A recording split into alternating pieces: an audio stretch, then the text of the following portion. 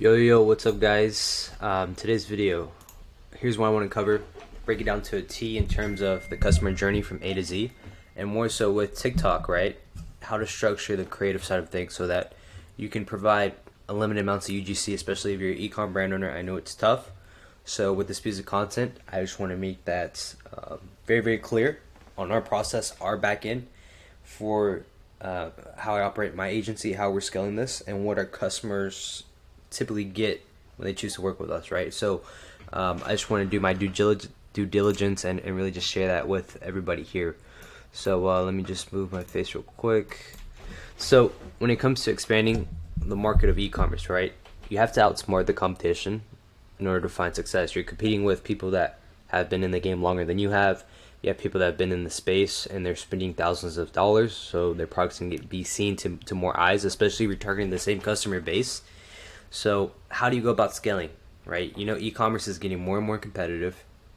There's a mechanism and there's a method you have to process in order for you to see success, right? If everybody's running ads on Facebook, there's saturation there. So then you need to go against the grain and find an untapped channel that you can utilize that has unlimited amounts of potential here, right? So e-com brands have a lot of departments. Look at fulfillment, look at like brand image, customer reviews. In itself, right? If you're a brand owner and you have no experience with marketing or running ads or setting up everything A to Z, right? How to shoot creatives. Well, then your best bet would be actually to work with somebody who is an expert in the space, who's been on the advertising platform for, like, let's say TikTok for over a year, and they have worked with a ton of other clients, right? So here's a process. Even though you don't choose to work with somebody who has experience, or let's say you don't have the budget, well, I just want to make this pretty much outline and streamline the whole process so that you're aware that if you choose to go this route, well, then it makes sense for you. So if you feel like you can do this by yourself, right, here's the tools, here's the resources, right? I'm not going to hold you and say, look, we need to work with me. No, I just want to give you the resources, but let you know beforehand that if you don't know what you're doing and you choose to just run ads yourself, well, you're going to lose a ton of money, you're going to waste a ton of time, compared to just starting from the very beginning and having that process set up properly so that you can take advantage on the long-term game and really scale things up. So here's a breakdown of the infrastructure that will literally print you money on TikTok. Here's like the creative system. I'm going to give you guys everything I do on my end, how we structure that, and ultimately how to shoot UGC that gets impulse purchases, right? So creative system to get unlimited UGC. So for starters, I'd say if you don't have any customer base, then right away I suggest using third-party platforms. If you don't have like the time to find these influencers, to really vet them and train them to really shoot content that's going to get purchases, then use like an Intent, Zillow, or Trinzy to go about the creative process, right? Now, if you want to build out your own network of influencers, check out platforms like Twitter, Facebook, even Upwork. They have decent networks. Twitter's like a mastermind of it's a gold mine of just ton of influencers trying to find projects, right? But when it comes to these third-party platforms, right, people that are on those platforms, you're not going to get guaranteed good quality all the time, right? Same with if you choose to work with an influencer from Twitter. So you have to do due diligence. You have to make sure they're vetted. They know what they're doing. It's not hard to create UGC, but it's a pain in the ass if you have a content creator that takes forever to shoot, that's unresponsive, that doesn't follow directions, right? So you want to make sure you have a vetting process, and it's very difficult if you've never done this before, right? This is why I suggest like working with an expert in the space. But with that being said, here's our structure. Here's how we go about like setting up content, getting the ideas across, and getting the influencer to shoot that content, right? So storyboards that break it down scene by scene basis, right? We have a rough script with keywords that resonate with the market, and then we have editors on standby that come in, edit the content, put all the raw content together, and from there launch. So storyboards need to be as detailed as possible for our clients. Here's like a rough breakdown of what that looks like. So we have like scene 1 with the hook, face camera directly.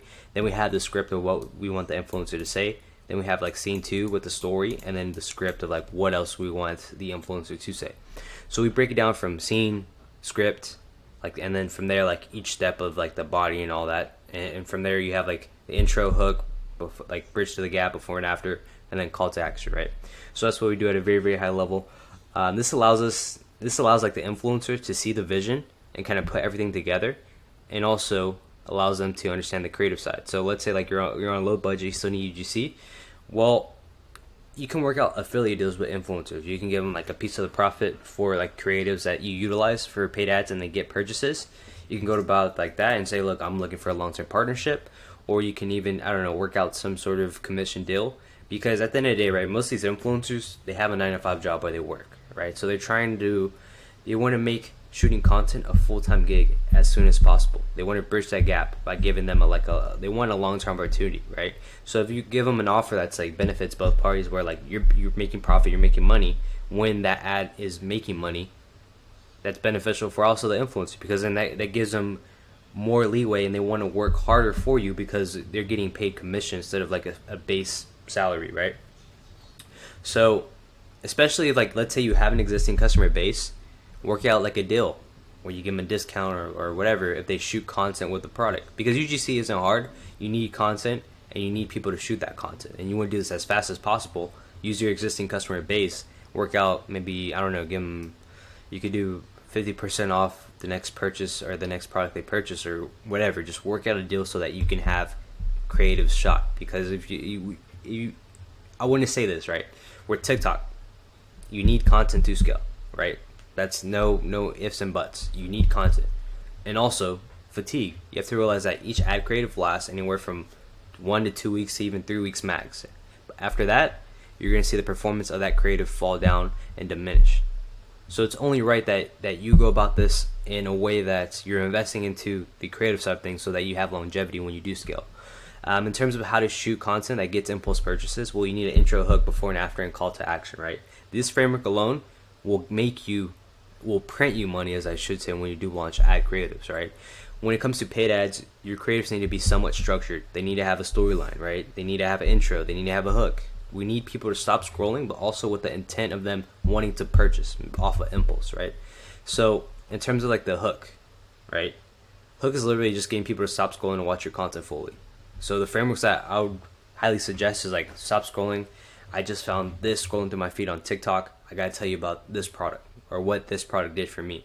3 reasons why I love this. My life was not the same after this. Instead of doing this, do this with the product name, right? Even like third-person dialogue. So here's like just a basis of frameworks that work really, really well. Clips are anywhere from 20 to 40 seconds. But when you have the storyline right, you're warming up that audience from somebody who knows nothing about your brand to then they have an idea. And then from there, it's like, oh, I love this. Look how it changed this person's life when they bought it. Let me go ahead and purchase it right away, right? So with the call to action and everything, this is all segmented in a way that plays on psychology so that people are amused, they're interested, and then they purchase, right? When it comes like to before and after, like this is literally what life was before the product, and you're comparing that to the pain point of the market. If I'm selling something in the dental space, right? Let's say I have like a whitener, a teeth whitener product. From there, we could talk about headaches of like, look, the common problem could be like just people having yellow teeth. You play on that, like, look, I was this before I had this product, and now look at my smile, I feel more confident. You play on like the psychological aspects of it, right? People feel happy.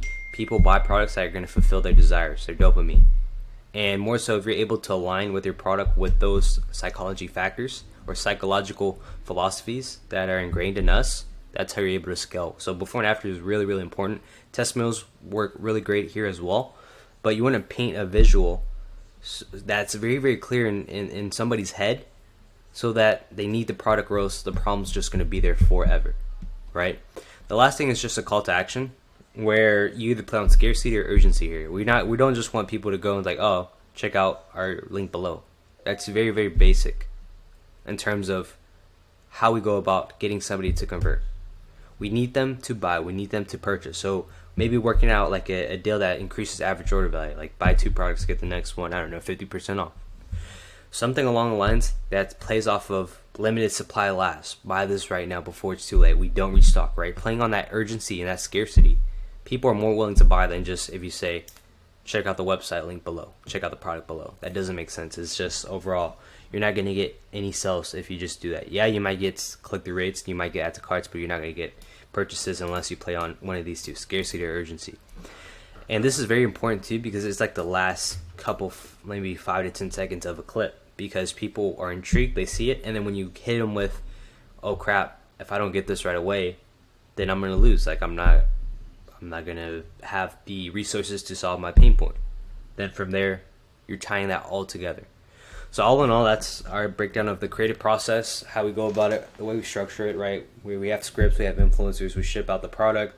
The influencer has a storyboard. From there, they see the scene, the script, everything A to Z, how to follow, how to shoot. We have editors that come in, edit the content, put it all together, and then we launch. As well as like for the creative process, right? So getting UGC that gets impulse purchases, right? Having that storyline in place from intro, hook, before and after, right? Bridging the gap, and then the call to action. Everything is a process, right? Every single content piece has a structure to it, and this is how we go about just working with brands that are doing, 6 figures a month, and this is how we're able to help them scale, right? Because more so, I remember I was talking to a couple of clients, and they tell me too, like, oh, we tried TikTok, we spent like 17 grand, got 0 results, no purchases, right?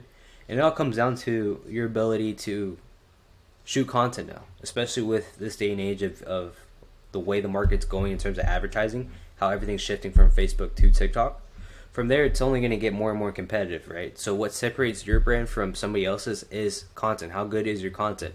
Does your content get people to want to buy? Does your content get causes and brings like impulse purchases, right?